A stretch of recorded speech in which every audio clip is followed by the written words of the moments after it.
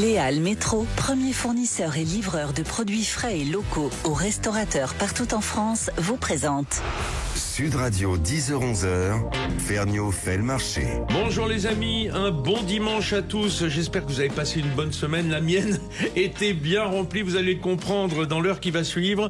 J'ai assisté à ce qui se fait de mieux en matière de concours de cuisine, puisque j'étais au Bocuse d'Or à Paris. Je peux même dire que j'étais un petit peu à la manœuvre. Mais enfin bon, l'important c'est ce que j'y ai vu, c'est ce que j'y ai entendu, c'est ce que j'ai goûté également. Le Bocuse d'Or, pour ceux qui ne connaissent pas, oui, il y en a encore qui sortent de leur trou après quelques années. Eh bien, le Bocuse d'Or, c'est le plus grand concours de cuisine au monde. Or, cette semaine, à Paris, se jouait la sélection française. Oui, il fallait constituer une équipe de France qui irait défendre les chances de notre pays, de notre nation, devant les autres nations pour essayer de remporter le Bocuse d'Or dans 2 ans à Lyon. Mais pour l'instant, c'était l'étape française et il y a déjà beaucoup à dire. Sud Radio, Vergniaud fait le marché. Je suis ce matin en compagnie du vainqueur cette semaine, mardi dernier, Maxence Barufaldi. Bonjour. Bonjour Vincent. Merci d'être venu en studio ce dimanche depuis votre Haute-Savoie où vous êtes en poste. On va le découvrir au cours de l'émission. Mais avant, si vous le voulez bien, j'ai passé un petit coup de fil dans le Jura à Romuald Fassenet, un grand chef étoilé jurassien, mais qui est surtout le président de la team Bocuse France, pour rappeler un petit peu les enjeux et ce que représente le concours. Bonjour Romuald. Bonjour Vincent. Comment ça va ? Bah écoute, merveilleusement bien. Oui, c'est bien quand on n'a pas la gueule de bois. Alors, on n'a pas la guelle de bois parce que là, c'était une épreuve franco-française. Comme je dis, le soir des résultats, la Marseillaise retentit toujours. Ça chante dans la salle. Effectivement, mais c'était quand même une émotion incroyable bien sûr. De voir cette effervescence et le travail de toutes ces équipes. Alors, je vous ai appelé Romuald parce que vous êtes le président de la team Bocuse France. Il y a beaucoup d'entités autour du Bocuse, qui est une vraie usine à talent. Mais vous, la team Bocuse France, c'est quoi exactement ? C'est comme si vous sélectionniez les meilleurs joueurs pour aller jusqu'au bout du championnat du monde, en fait, de la cuisine, pratiquement. On peut dire comme ça. Alors, ça pourrait être une fédération qui accompagne, qui va détecter le candidat qui va défendre nos couleurs dans les prochaines compétitions, et notamment les sélections européennes, avant d'aller à la grande finale à Lyon dans 2 ans, en 2027. Alors, Maxence Barufaldi, vous le découvrez pas, Romuald. Vous le connaissez déjà bien.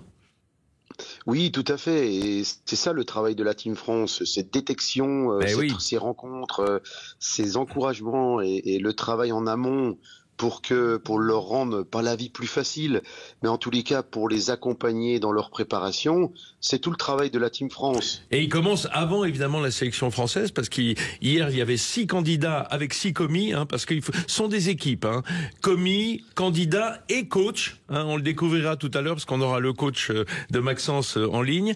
C'est déjà la prédétection des talents, de manière à avoir une épreuve qui se tienne au moment comme mardi dernier. La volonté de la Team France, c'était d'intégrer un petit peu cette sélection pour les mettre en conditions réelles des épreuves qui les attendent. Et d'intégrer un coach depuis deux sessions, ça nous paraissait important et primordial pour les mettre en condition et de les préparer aux prochaines échéances. Et d'accompagner les candidats, bien évidemment, pour les préparer à ce qu'on attend, pour les pousser à se dépasser. Oui, parce que tout le monde est vacciné et perfusé au Bocuse d'Or.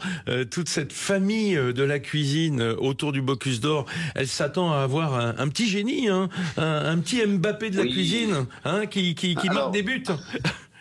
Oui, on veut une technique nouvelle, on veut un dribble nouveau, on veut un but extraordinaire. Donc c'est à eux de nous faire rêver finalement, et dans leur préparation, dans leur organisation, même dans leur dans leur histoire, dans ce qu'ils nous racontent, il faut qu'ils nous embarquent et qu'ils nous fassent rêver encore une fois. Alors, mon cher Romuald, cette épreuve qui verra sa conclusion en 2027, début 2027 à Lyon, hein, comme on en a l'habitude pendant le CIRA, c'est pas un chemin pavé de roses. Hein. C'est un vrai marathon qui commence parce qu'on peut se dire, il a gagné, Maxence, mais il a gagné juste le droit de recommencer tout à zéro, hein, à peu près. C'est ça. Puisque oui, il va y avoir des sélections continentales en mars à Marseille. Oui, alors en premier lieu, c'est une véritable aventure humaine. Donc c'est un groupe, c'est une équipe. Même si on parle de Maxence, aujourd'hui Maxence va embarquer une équipe avec lui. Oui. Il va construire une équipe. L'équipe de France, la Team France, viendra au soutien en permanence. Mais en tous les cas, c'est une véritable équipe et il y a des étapes à passer, effectivement, des qualifications européennes et qui ont lieu pour la première fois en France, à Marseille, le 16 mars prochain. Donc c'est demain. Bah oui, là, il va falloir tout bouleverser. On va le découvrir pendant l'émission avec Maxence, la façon de se préparer. Maxence, quand je vous ai vu mardi soir sur le podium, sur la première marche, avec votre médaille d'or, est-ce que vous aviez déjà conscience que c'était juste la ligne de départ du marathon ? Oui, complètement. Parce qu'on a l'impression d'être arrivé quelque part, mais on est arrivé nulle part quand on a gagné la sélection française. Disons qu'on est un peu arrivé sur la ligne de départ d'une nouvelle aventure. C'est un peu ça. Mais du coup, c'est une charge énorme, une charge mentale aussi. C'est une charge qui est énorme parce qu'on connaît quand on s'inscrit dans ce genre d'expérience et de concours tout le travail qu'on a à faire et tout ce qui nous attend. Et je pense qu'on est conscient à minima de la réalité. Et encore plus quand on rejoint la Team France et on sait très bien que la France est toujours un pays qui est attendu au tournant dans ce magnifique concours. Oui, parce que jusqu'à l'épreuve de sélection française, on porte d'abord ses propres espoirs, ceux de sa famille, de son entourage. Mais tout d'un coup, là, on porte les espoirs de toute la cuisine française et de la France. Oui, exactement. Donc c'est lourd à porter. Oui, complètement. Pour le coup, c'est sûr que la marche devient grande et pour le coup... c'est se dire que demain, il faut qu'on soit fier de représenter la France et d'espérer faire un joli niveau. Maxence Barufaldi, on va découvrir le cuisinier que vous êtes au cours de cette émission à travers les témoignages de ceux qui vous entourent. Du point de vue du concours lui-même, Romuald Fassenet, ces étapes successives, est-ce qu'elles marquent une progression ou est-ce que ça signifierait que aujourd'hui, Maxence Barufaldi, qui a déjà remporté cette sélection française, n'est pas encore au niveau de la finale internationale ? Alors j'allais dire, ce serait trop facile qu'il soit déjà au niveau, parce que même s'il a conscience de ce qui l'attend, tant qu'on le vit pas, oui. On le comprend pas. Et ces étapes permettent d'acquérir cette expérience, cette construction pour être prêt le jour J. Et tant mieux, parce que c'est le cheminement, c'est comme ça. Mais il a les épaules solides. Il est taillé pour ça. Et à nous, la Team France, de lui donner toute la logistique, tous les moyens, humains comme financiers, pour se préparer au mieux. Et c'est ça notre rôle, finalement. Oui, rappelons-le, il n'y a pas que la technique culinaire. Hein. C'est certainement un excellent cuisinier, on va le découvrir, sinon il serait pas là. Mais il y a aussi tout un travail presque d'athlète, d'entraînement, de la force mentale, parce que ce sont des pressions énormes qui se jouent. Je regardais hier les deux derniers Bocuse d'Or français, évidemment David Tissot qui est devenu le président du comité international. Je regardais Paul Marcon, le dernier en date. Ce sont des gens durs au mal qui sont extrêmement focus sur leur tâche sans trop laisser poindre l'émotion. Oui, et puis il faut faire preuve d'une humilité de dingue. Notre métier est plein d'humilité. La cuisine est pleine d'humilité. Donc c'est tous les jours qu'il faut recommencer. Il faut être besogneux dans la tâche. Et puis un travail d'équipe. Un travail d'équipe, c'est primordial. Donc il faut savoir écouter, se faire écouter, et puis embarquer tout le monde dans ce rêve incroyable d'aller décrocher la 10e couronne. C'est ça l'objectif aujourd'hui. Oui, et je dois dire, vous parliez d'humilité. Moi, je suis frappé à chaque fois de voir ces grands chefs, souvent étoilés, multi-étoilés, toqués, reconnus, venir comme des arpettes, donner un coup de main pour nettoyer la cuisine, pour vérifier le matériel. Je voyais Olivier Couvin, le chef du restaurant Paul Bocuse à Lyon, qui était hier en train de faire les pesées pour bien contrôler, d'ouvrir les sacs, discrètement. Sans se la ramener, on dirait. Ils sont tous là, ces grands chefs, au service du concours. Ça, c'est magnifique. Mais c'est ce qui fait la qualité de cette compétition, parce que quand on voit ces grands chefs qui sont au service des jeunes qui arrivent et qui s'engagent dans cette compétition, waouh, quel engagement. Et quelle leçon, quelle leçon. Et quelle leçon, oui. Et on a envie de se donner encore plus, finalement. Bon, mon cher Romuald Fassenet, je vous laisse parce que je sais que dans le Jura, il y a toujours du boulot, côté cuisine ou côté marché. Bah oui, dimanche, c'est du monde. Il y a peut-être un petit marché du dimanche aussi, du côté de Dole aujourd'hui. Merci d'avoir été avec nous ce matin. On va découvrir qui est Maxence Barufaldi, qui porte maintenant tous les espoirs de la cuisine française dans ce long escalier qu'il est en train de commencer à gravir. Restez avec nous, on se retrouve tout de suite après ça. Les Halles Métro, premier fournisseur et livreur de produits frais et locaux aux restaurateurs partout en France, vous présente Sud Radio 10h-11h, Ferniaud fait le marché. Mes amis, ce matin, on parle du Bocuse d'Or, le plus grand concours de cuisine au monde dont la sélection française se jouait mardi dernier à Paris, à la Maison de la Mutualité, pour ceux qui connaissent. Et je suis en studio avec Maxence Barufaldi, qui est le vainqueur de cette sélection française et qui donc est le représentant français au futur Bocuse d'Or européen, puis mondial. C'est tout ce qu'on lui souhaite. Et ce matin, Maxence, il fallait qu'on se parle un peu de vous, de votre cuisine. Parce que la cuisine, c'est important. On se doute bien que si vous êtes arrivé à ce niveau, c'est avec votre métier, votre science et votre technique. Mais la personnalité est importante aussi. D'abord, il faut dire que vous êtes formateur. Vous êtes un de ces cuisiniers formateurs. Il y en a beaucoup, pas assez peut-être, des bons formateurs. Vous travaillez en Haute-Savoie, au campus de Groisy, qui est la grande école de cuisine, on va dire, de Haute-Savoie et Rhône-Alpine. Oui, exactement. Pour le coup, je suis chef exécutif au campus de Groisy et en même temps formateur. Donc oui, pour le coup, on a quelques kilomètres d'Annecy. On a beaucoup d'apprenants pour le coup sur divers métiers. Donc pour le coup, c'est un travail du quotidien. Un travail du quotidien qui consiste en quoi, en fait, Maxence ? Eh ben, le travail du quotidien, il consiste à former les apprenants au métier et surtout les former à ce que les professionnels attendent en 2025, donc avec de la modernité et surtout de l'employabilité au maximum pour répondre aux attentes des branches professionnelles. À la demande. Oui, parce que c'est vrai que les lycées hôteliers, les écoles de cuisine, elles n'ont pas toujours bonne presse dans la haute gastronomie. On dit, on leur apprend des trucs, mais souvent qui servent à rien. Vous êtes vraiment collé à l'actualité de la cuisine, en quelque sorte. Eh bien, pour le coup, je suis parti d'un constat, c'est que le CAP, on fait les grands classiques et les grandes bases de la cuisine française. Oui. Et le brevet professionnel, pour le coup, vu que nous, on est une école par l'alternance, un centre de formation par l'alternance, on va aller sur de la modernité, ce qui permet qu'ils ont un ancrage dans les grands classiques de la cuisine française. Oui. Et après, on va aller chercher la modernité, la nouveauté en brevet professionnel. Et là, vous l'avez prouvé, en remportant cette sélection française.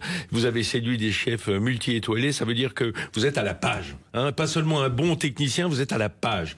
Mais moi, j'ai envie de comprendre qui est Maxence Barufaldi, l'homme.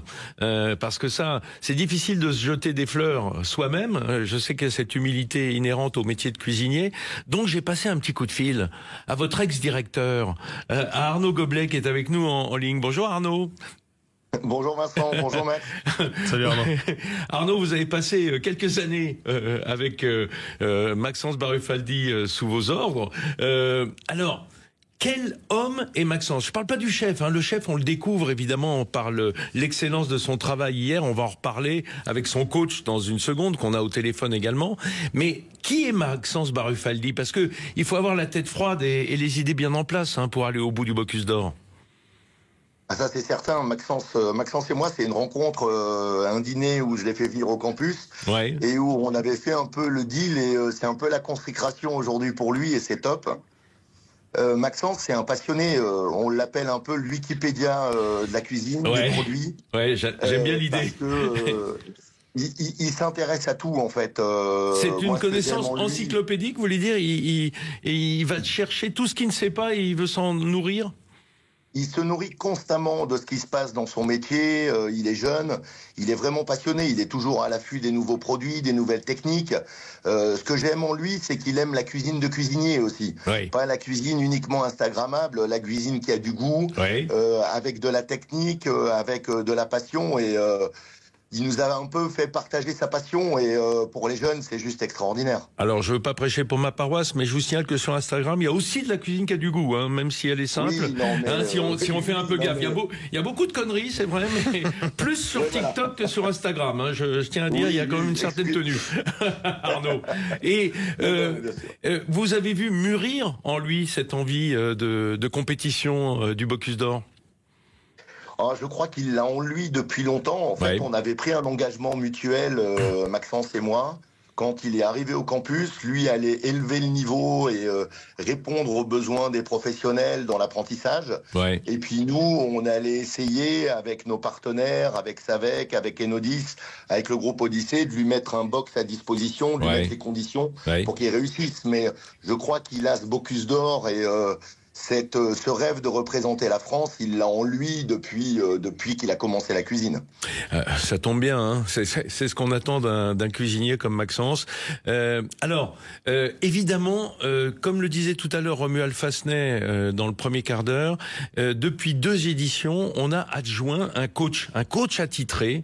Hein, c'est l'entraîneur personnel de Maxence. Et quel entraîneur, mes amis, parce que nous avons un immense chef qui coach l'équipe de France, hein, composé de Maxence, de son commis dont on va parler également, c'est Édouard Loubet, chef multi-étoilé. Bonjour Édouard.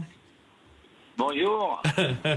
Édouard, il est sur la route de Thônes, là, il va faire le marché, il va chercher du reblochon. J'arrive dans la capitale du reblochon. Formidable. Édouard Loubet. Alors, c'est une histoire de montagnard, hein, je rappelle que le campus de Groisy est en Haute-Savoie. Édouard, il est natif de Val Thorens, mais il est installé au-dessus de la Clusaz, du côté de Manigot, puisqu'il est marié à Isabelle Vera. Tout ça, c'est des histoires de montagnards, hein, cette équipe. Complètement. D'ailleurs, Maxence avait voulu appeler l'équipe des montagnes. Ouais. Et c'est très représentatif. Voilà. Et puis on tient au terroir et aussi dans l'expression de ce qui est fait. Édouard, vous-même, vous avez été candidat il y a 2 ans et vous aviez envie d'en recroquer là. Et je pense que ce rôle de coach, il vous va parfaitement. Je vous ai vu à la manœuvre mardi dernier sur le concours. Ça vous rajeunit de 15 ans. Vous êtes à la manœuvre dans tous les sens. C'est important un coach pour une équipe. C'est important et avec une équipe très jeune, je vais dire que ça me rajeunit de 35 ans. Ouais, et, enfin, c'est ouais. Là où il y a Vous n'êtes pas si vieux que ça. C'est là où il y a du plaisir. C'est là où il y a du plaisir. Maxence avait accepté d'être mon coach il y a 2 ans pour la session 2023. Et quand il m'a demandé de l'accompagner pour cette année, il avait fait un travail énorme d'accompagnement avec moi et en aucun cas je pouvais refuser ça et pour Maxence et aussi pour ma passion parce que essayer d'aller représenter la France et mon métier que j'aime tant, c'était important. Mais ça veut dire que l'équipe était bonne mais que c'était dans le mauvais sens, c'est ça? Non, il y a des victoires d'un jour, faut être le bon jour, faut avoir le bon parcours, faut avoir les bonnes idées. En juillet, Maxence avait l'idée d'un Saint-Pierre. En août, il a changé. Fin août, l'idée d'une garniture a changé. Ces choix qu'il a fait étaient déterminants. On ne s'est pas imposé. C'était son concours, ses choix. Et il se trouve que que c'est ce qui a payé, et peut-être que moi, en 2023, une garniture aurait dû changer, et je suis resté crampé comme un montagnard dans ma face, et voilà, c'est comme ça. Mais mardi dernier, c'était la consécration, et je vous ai vu évidemment la larme à l'œil, comme beaucoup de gens autour de vous, parce que Maxence a fait vivre un moment exceptionnel, et puis allume l'espoir, l'espoir dans l'œil de tous ses fans. Ah oui, là, l'espoir, l'amour du métier et le drapeau français est ancré dans cette équipe. C'est largement mérité. Chiara Jaccomy a fait un travail exceptionnel pendant 3 mois pour être plus qu'une commis, mais aussi une candidate dans le box. Et puis maintenant, le livre est le même. Il y a une grande page qui se tourne, et il y a une mission importante à commencer. Et puis c'est reparti pour un tour pour vous. Je vous garde en ligne, Édouard Loubet. Maxence, vous qui êtes par essence un prof, en fait, de cuisine, vous êtes retrouvé un peu dans le rôle de l'élève, là. Quand on est coaché, c'est pas la même chose que quand on coach soi-même quelqu'un d'autre. Comment ça s'est fait, ça, cette transition ? La transition s'est faite plutôt bien, parce que pour le coup, avec Édouard, on a de la chance de se connaître dans le concours et en dehors du concours. Et pour le coup, je pense que ça a été aussi une valeur forte qui m'a fait confiance. J'avais que 29 ans quand j'étais son coach, donc il y a 2 ans. Et pour le coup, c'était quand même une histoire qui était très belle. Et pour le coup, ça m'a donné une rage et une envie qui venait des tripes justement pour participer à ça. On parle de la commis, Chiara. Comment vous l'avez identifiée ? Comment est-ce que vous l'avez choisie ?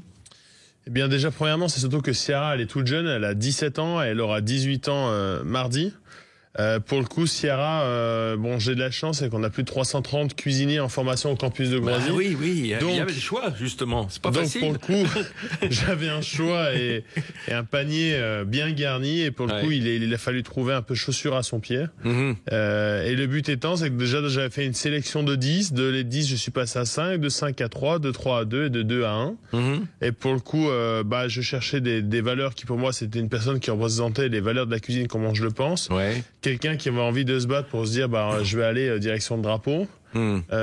Quelqu'un qui s'est gardé la tête froide, quelqu'un avec qui on peut discuter. À 17 ans, c'est admirable, hein. Exactement. Moi, je me rappelle comment j'étais à 17 ans. J'étais loin, mais à 10 kilomètres du travail de Chiara hier. Et ça fait plaisir d'avoir une femme parce qu'elle n'était pas très représentée mardi dernier sur le podium. Oui, exactement. Pour le coup, notre métier doit surtout être un vecteur d'envie, que ce soit pour les hommes et pour les femmes. Et je pense surtout que d'avoir des femmes dans notre métier, c'est une chose qui est très très importante. Pourquoi ? Parce que ça apporte des valeurs, ça apporte de la douceur, ça apporte des façons différentes. Je pense que ça apaise aussi les équipes. Donc pour le coup, moi, ça a toujours fait partie de mes valeurs depuis que j'ai la chance d'avoir des responsabilités, d'avoir un maximum d'égalité homme-femme dans une brigade, parce que je pense que ça tempère, ça s'agit, ça fait un bon travail. Les garçons se tiennent mieux, hein. Ils sont un peu turbulents, ils se tiennent mieux quand il y a des filles autour, souvent. Bien, restez avec nous à l'antenne parce qu'on va parler vraiment cuisine. Merci Arnaud Goblet d'avoir été avec nous. On continue à creuser la personnalité de Maxence Barufaldi pour savoir ce qui nous attend dans le futur Bocuse d'Or. À tout de suite. Léal Métro, premier fournisseur et livreur de produits frais et locaux aux restaurateurs partout en France, vous présente Sud Radio, 10h-11h, Ferniaud fait le marché. Je fais le marché et c'est un marché bien plein d'humilité ce matin. Je suis devant un grand chef qui est Maxence Barufaldi, qui a remporté mardi dernier l'épreuve de sélection française du Bocuse d'Or, le plus grand concours de cuisine au monde, qui va se poursuivre. Je le dis, si ça vous intéresse, si vous êtes vraiment des fans de cuisine, le 15 et 16 mars 2026 à Marseille, au Syrah Méditerranée, qui est un beau salon méditerranéen, comme son nom l'indique, et avec comme président d'honneur Gérald Paseda, le chef marseillais, spécialiste du poisson et des produits de la mer. On se doute qu'on va pas être loin des produits de la mer quand même, hein. On sait pas encore. Mais voilà. Et ensuite, en 2027, début 2027, en janvier, à Lyon pour la grande finale, et c'est le parcours que l'on souhaite à Maxence, qui est avec moi en studio. Maxence, parlons justement des produits de la mer, puisque le thème mardi dernier dernier de cette épreuve, c'était le Saint-Pierre.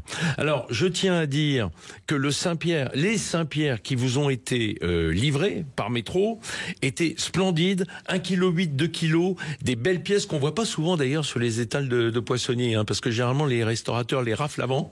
Ben oui, des beaux Saint-Pierre comme ça pour 4 personnes, hein, même s'il ne reste qu'environ un peu moins de la moitié de chair une fois qu'on a retiré toutes les parures et la tête qui est énorme sur le Saint-Pierre.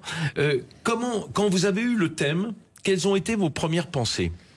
Mes premières pensées quand on a eu le thème le 21 juillet, c'est que moi qui suis originaire de Toulon, j'ai travaillé 2 fois chez Gérald Placide à Marseille, j'ai une grosse appétence déjà pour le poisson et pour le poisson de mer. Et pour le coup, quand le partenaire du concours Métro nous a annoncé le sujet, pour moi, j'étais heureux et j'étais comblé de voir ça. Les agrumes, pour le coup, c'est un produit que j'affectionne, j'adore les acidités. Ouais. Le champignon de Paris, pareil. Donc en fait, le sujet m'intéressait et m'excitait. Surtout que c'est un champignon qui est mal aimé, alors que c'est un outil de travail fantastique, le champignon de Paris, quand il est de qualité. Oui, pour le coup, un bon champignon de Paris bien ferme, avec un pied bien ferme, un chapeau bien ferme.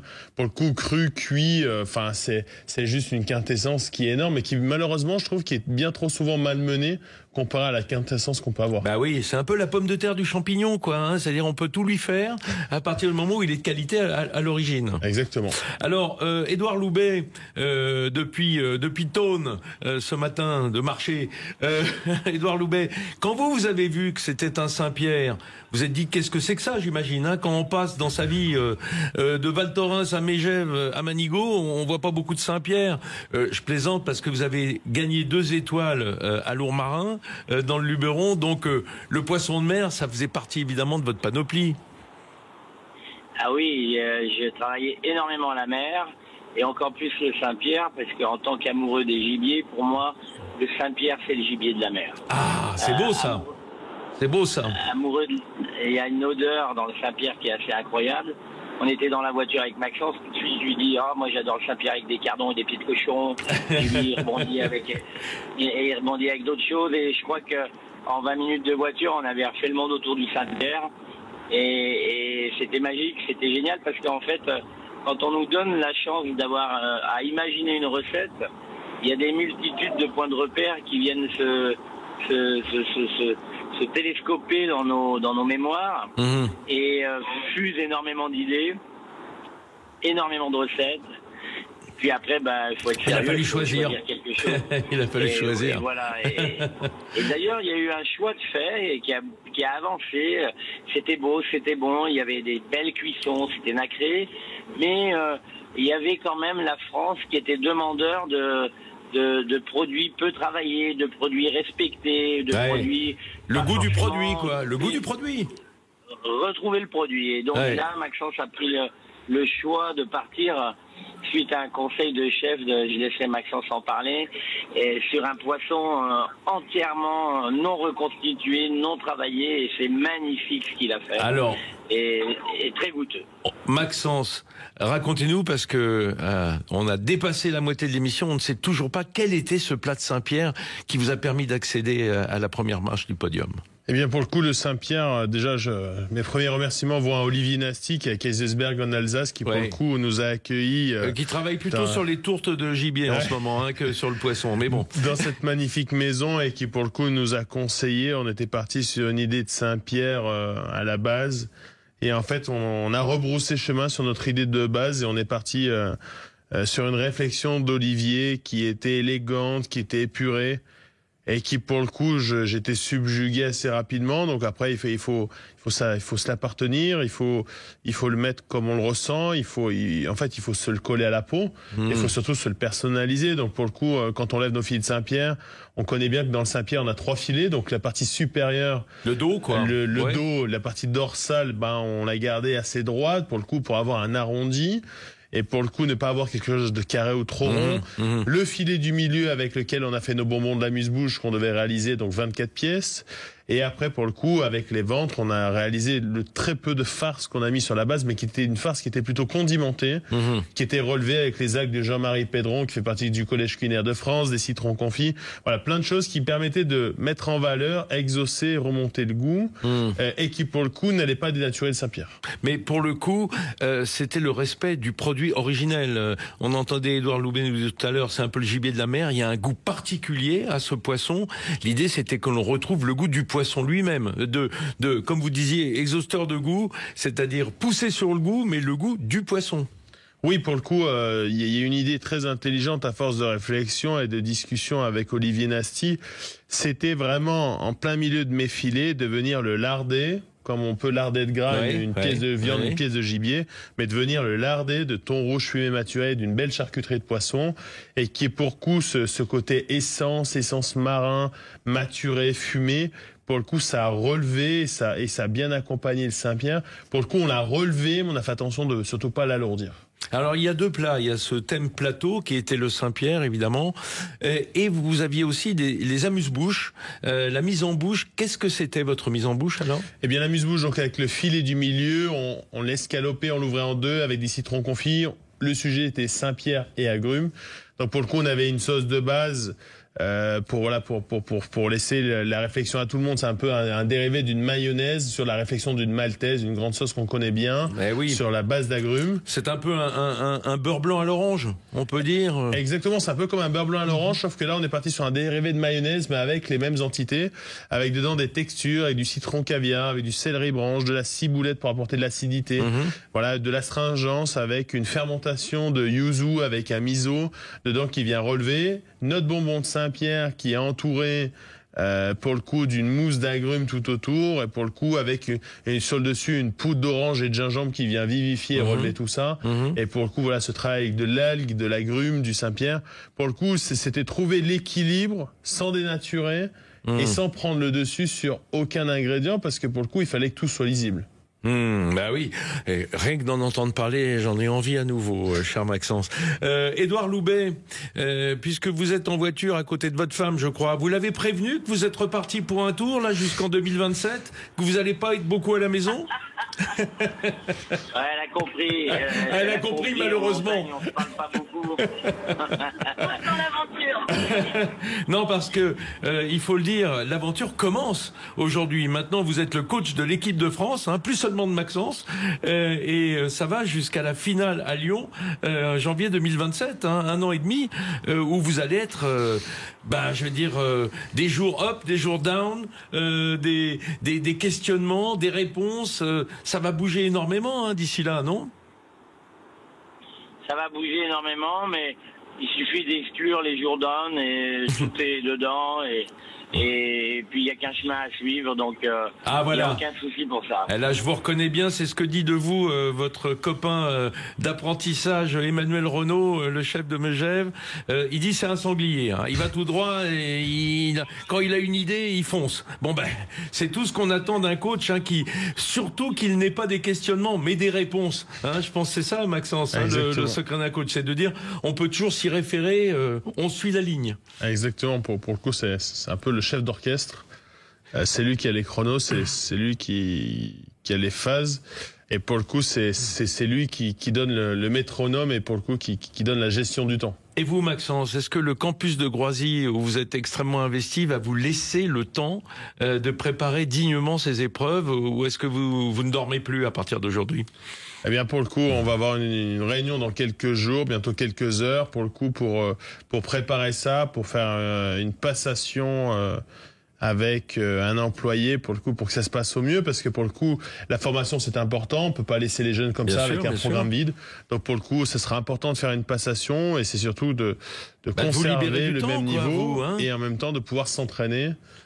Pour la France. Je crois qu'il faut que vous touchiez cette réalité du doigt si vous nous écoutez, que cette marche du podium, cette première marche du podium n'est que la première marche du bas d'un concours qui se jouera dans 1 an et demi pour la finale, et qui porte les espoirs de toute la France derrière vous, Maxence. Merci d'être venu ce dimanche matin.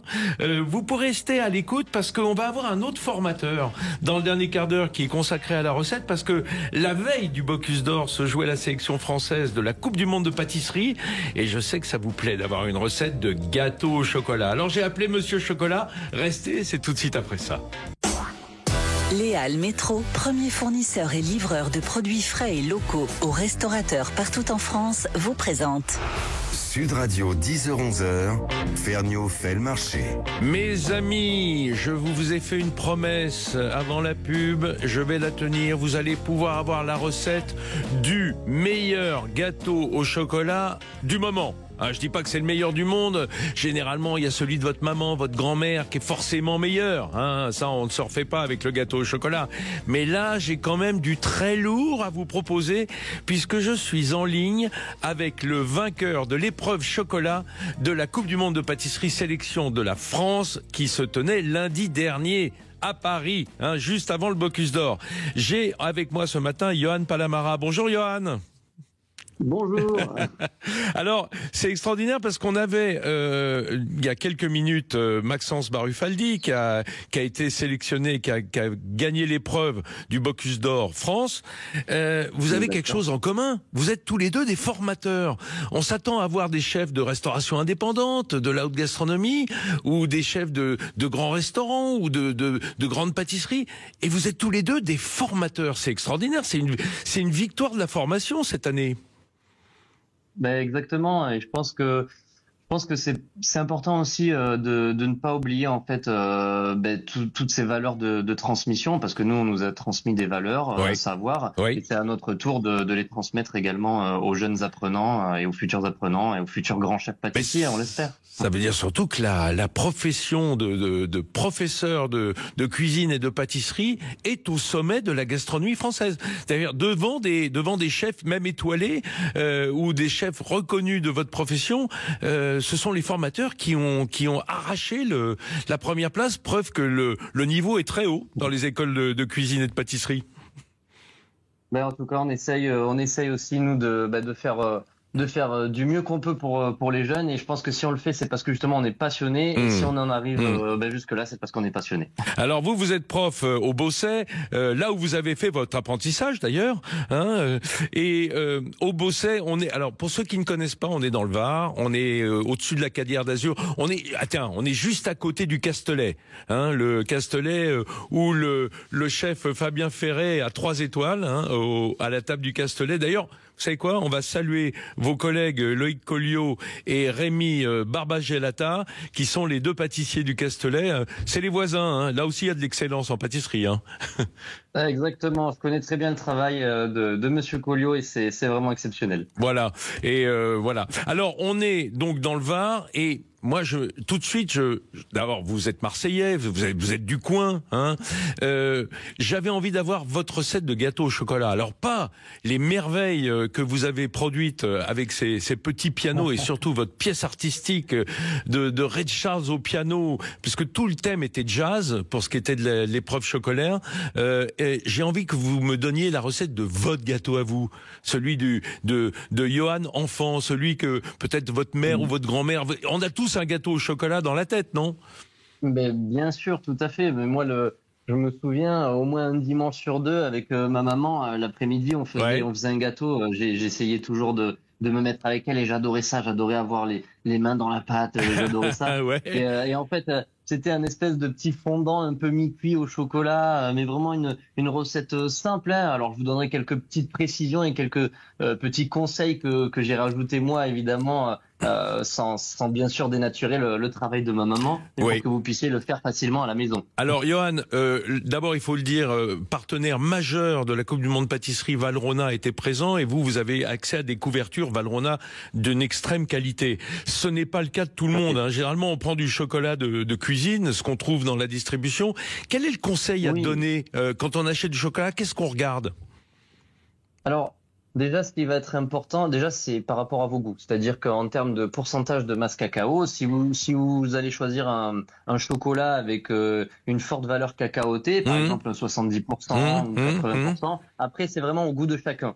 Ça, c'est vraiment vous qui choisissez. Ce qui est par contre très important, au niveau du chocolat, lorsque vous faites fondre du chocolat, un chocolat que vous allez acheter en supermarché, ça va être d'éviter de le faire fondre au micro-ondes ou alors directement à la casserole. Vous allez toujours faire un bain-marie. Et ça, c'est très, très important pour pas faire brûler le chocolat. Oui, donc très doux. Très doux. Et quand on met au micro-ondes, c'est par coup de 20 secondes jusqu'à ce que ça soit juste fondu. Hein? Tout à fait. D'accord. Ça, c'est important. Et évidemment, si on prend un cacao du commerce qui a moins de masse cacao, on va désucrer la recette. C'est-à-dire qu'on mettra un peu moins de sucre. Forcément. Bon. Oui, alors, exactement. Donnez-nous vos ingrédients, les ingrédients de votre fondant chocolat de votre enfance. Hein. Alors, moi déjà en termes d'ingrédients, sans parler encore de poids, en termes d'ingrédients, donc on va utiliser du chocolat, voilà, de la marque que vous souhaitez en supermarché, du beurre, des œufs, un petit peu de sucre et bien entendu de la farine. Et alors le dernier ingrédient pour moi, ça serait l'amour, parce que encore une fois, sans amour, on fait pas une bonne pâtisserie. Et ça, il y en a jamais assez. Hein. On peut y aller, on peut mettre la dose. Alors, on démarre, comme vous le disiez, en faisant fondre le chocolat, j'imagine. Alors tout à fait, vous faites fondre donc le chocolat au bain-marie. Vous pouvez également ajouter le beurre aussi si vous le souhaitez. Déjà, dès le début, qui va se mélanger au beurre de cacao en quelque sorte. Oui, exactement. Voilà, donc vous faites chauffer ça jusqu'à ce que ce soit un petit peu chaud. Alors faut pas dépasser les températures trop hautes, sinon vous risquez de brûler votre chocolat. D'accord. Mais voilà, juste vous le faites chauffer, juste histoire que tout soit fondu, le chocolat et le beurre ensemble. Ok. Voilà. En amont, bien entendu, vous préchauffez votre four aux alentours des 190 degrés. Ah oui, c'est chaud, hein? Ah oui, d'accord. Oui, c'est chaud. Alors, je vais vous expliquer pourquoi on le fait chaud. Je vais vous expliquer juste après, tout à l'heure, pour la cuisson. D'accord. Donc, une fois que vous avez votre chocolat et votre beurre fondu, là, à ce moment-là, vous allez mélanger à part les œufs avec le sucre. D'accord. Oui, on fait mousser en quelque sorte.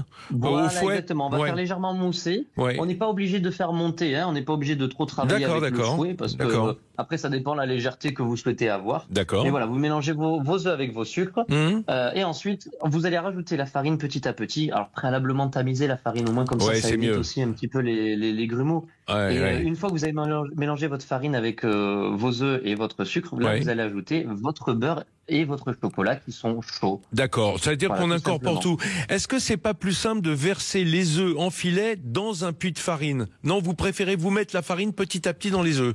Parce qu'il y a toujours le choix entre les deux. Exactement. On va vraiment casser un petit peu les œufs juste avec le fouet et après petit à petit on va y ajouter la farine tamisée. D'accord, très bien. Et après, comme ça vous vous embêtez pas à le faire sur le plan de travail ou même vous prenez directement un récipient, un petit cul de poule et comme ça vous mettez les œufs dedans et la farine par la suite. Johan, j'ai noté il n'y a pas de sucre, enfin très peu dans les quantités. Alors, je vais vous donner les quantités. Donc, pour le chocolat, c'est 110 grammes de chocolat. D'accord. Ensuite, on a 90 grammes de beurre. 90. J'espère que vous avez pris de quoi noter, hein. Mais de toute façon, on vous le remettra sur le site de Sud Radio, la recette. 90 grammes, d'accord. Ensuite, vous avez 3 œufs. 3 œufs. Ouais, environ 60 grammes, un œuf, hein. Voilà. Oui, exactement. C'est ça, entre 50 et 60 grammes. Ensuite, vous avez 100 grammes de sucre. 100 grammes, ah bah quand même, oui, il faut resucrer, sauf si on a non mais sauf si on a un chocolat à 50% ou à 55%. Voilà, exactement. Voilà, hein, si vous choisissez un chocolat assez faible, là vous pouvez réduire un peu, vous réduisez de 30-40 grammes. Hein. D'accord, ok. Et ensuite 40 grammes de farine. Et là, on en est au moment où on a l'appareil qui est fait. Hein, avec chocolat, œufs, beurre, sucre, etc. Et on le moule. On le met dans un moule simplement. Exactement. Alors on peut prendre des petits ramequins, c'est très bien sous forme de petits ramequins. Ouais, d'accord. Moi je me souviens, on faisait ça, puis après on se mettait autour de la table et puis on mangeait chacun notre petit fondant dans le ramequin. Et oui, même parfois celui d'à côté aussi quand on est vraiment gourmand. Ouais, exactement. Après, si vous souhaitez augmenter les quantités et puis le mouler dans un gros moule, vous pouvez également. Hein. Alors pourquoi 190 degrés pour que ça croûte? Alors, pourquoi 190 degrés? Dans l'idéal, moi je vais vous donner un petit tips. Une fois que vous avez réalisé l'appareil, vous le coulez dans vos moules et vous le mettez au frigo, que ce soit bien froid. D'accord. Et le fait ensuite de mettre justement votre appareil avec les moules qui sont froids dans le four à 190 degrés, ça va vous créer effectivement une croûte sur le pourtour du fondant. Et du coup, à l'intérieur, comme ça va être froid, ça va être assez tendre, assez. Et ouais, ça va cuire plus lentement en quelque sorte, pas à cœur. Et du coup, votre gâteau va se tenir sur les extérieurs et dedans, au milieu, ça va être vraiment ultra moelleux. Johan, vous êtes en train de me parler du fameux coulant, cœur coulant. pratiquement. Oui, c'est exactement ça. En fait, ce gâteau-là, il peut avoir 2 versions. Soit vous le faites un peu plus cuire, et là, vous avez vraiment quelque chose qui est fondant, mais pas coulant. Ou soit vous allez moins le faire cuire, et là, vous allez avoir vraiment quelque chose de très coulant. Par exemple, voilà, là, en termes de cuisson, on avait dit le four préchauffé à 190 degrés. Si vous coulez en petit ramequin, il va falloir que vous le mettiez à environ 9 à 10 minutes. Eh oui, d'accord. Juste pour cuire l'extérieur, mais garder l'intérieur très moelleux. Yohann Palamara, je rappelle que vous êtes sélectionné pour la Coupe du Monde de pâtisserie pour l'équipe de France avec vos 2 camarades. Vous, c'est l'homme du chocolat, Monsieur Chocolat. Ce goût, qui est le goût de votre enfance, même quand vous faites des prouesses chocolatières, je suppose que rien de légal, aujourd'hui, ce gâteau. Non, mais ça, c'est une évidence. Comme le gâteau de nos mamans, quoi. Bien sûr. Et ça fait plaisir d'ailleurs de savoir que même les plus grands chefs ont au cœur un gâteau tout simple. On vous le met sur le site de Sud Radio, ne vous inquiétez pas. Merci Yohann Palamara, merci à vous d'avoir été avec nous ce matin. Je vais vous laisser retourner à vos occupations chocolatières et vous souhaiter un beau parcours puisqu'on vous retrouvera au début de l'année 2026 pour les sélections européennes, avec vos camarades. Et là aussi, on croise les doigts pour vous. Mes amis, l'émission s'achève dans les effluves de chocolat qui ont rempli le studio comme par magie, mais c'est ça la magie du chocolat. Direction les infos de 11h, puis comme tous les dimanches, vous retrouvez les moments les plus fondants, les plus croustillants des chevaliers du fiel. Bon dimanche à tous à l'écoute de nos programmes, en préparant des gâteaux au chocolat. Enfin, en tout cas, c'est ce que je vous souhaite. Léal Métro, premier fournisseur et livreur de produits frais et locaux aux restaurateurs partout en France, vous a présenté Sud Radio, Ferniaud fait le marché.